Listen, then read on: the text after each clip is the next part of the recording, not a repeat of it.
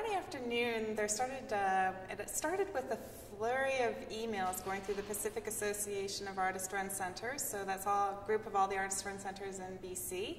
And one by one, each artist-run centre was saying that they'd lost all of their gaming money for the upcoming year, 2009, 2010. It's money that's supposed to come in end of August.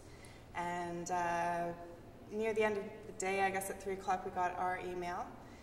So it all came through an email, which was very personal. And it just said that all of our funding for the gaming application had been cut, and that's 100% of all the funding. Alternator, it was on a 3-year program for funding. So we had a contract with BC Gaming for 3 years. We were just going into our 2nd year of funding, and this was the last thing we were expecting. And how much funding is it, and how much of your budget does it account for? Well, the BC Gaming brings in, we actually get a lot of money for our budget through that. It's one of our most abundant grants, and it's $34,000 a year. It might not sound like a lot of money, but for an organization that runs on $150,000 a year, it's a big chunk. And this isn't the first time you've lost money this year?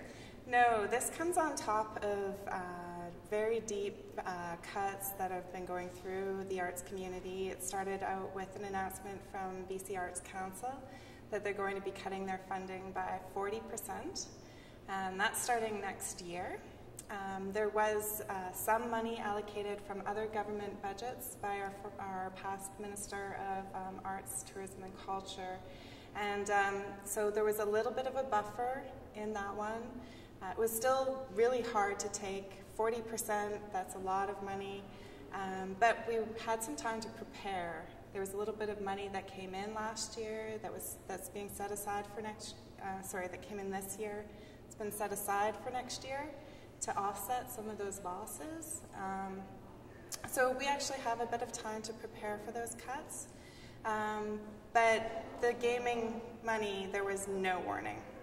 No, this is a first, and we're not the only organization who's somewhat taken aback by all of this. Certainly we were promised from the very beginning that this year would be all right, that we need to start making plans for the future, but to have what happened on Black Friday, all of a sudden I'm sure there's organizations who will not recover from these cuts, and organizations that are going to pay a penalty for many, many years in trying to absorb it. Well, it's a professional company, as you see these dancers training, just behind me. Last year, when the recession started to hit, my finance committee, we decided that we really wanted to make sure that the dancers and the company would not suffer. So we did our budget so that we would guarantee ourselves a financial cushion, certainly going into this season. And so although we did not receive any money from the Gaming Commission, as I said, we had assumed that we would receive some. We are able to absorb that, but whatever happens in the future, we don't know. The audience should remember that these are professional dancers working under contract, so they're here for 34 weeks, and it's not that we can just start canceling performances. The gaming money goes towards paying their salaries, and so they are into that right now, and we will be doing what we do. We get out there and we perform, but that cushion, we're certainly needing that right now.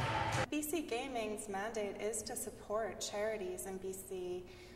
It looks like there's probably a lot of history with maybe some of that and how that money has been allocated and what it's used for, and so it would be really interesting to actually find out more about that history.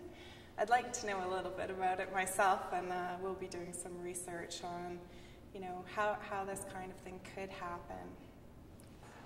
Write your MPs. Let the government know that you do not agree with this. And it's not just arts that's being affected. I mean, certainly sports is being affected, amateur sports. Every child should have the ability to participate in these kind of activities. It's absolutely necessary. And who knows what's going to happen down the road for health and welfare. We need to stand up and tell the government, you made promises, and we expect you to stand by those promises. Notwithstanding that we're in a deficit situation. But, by cutting everybody off at the knees, that's not the answer.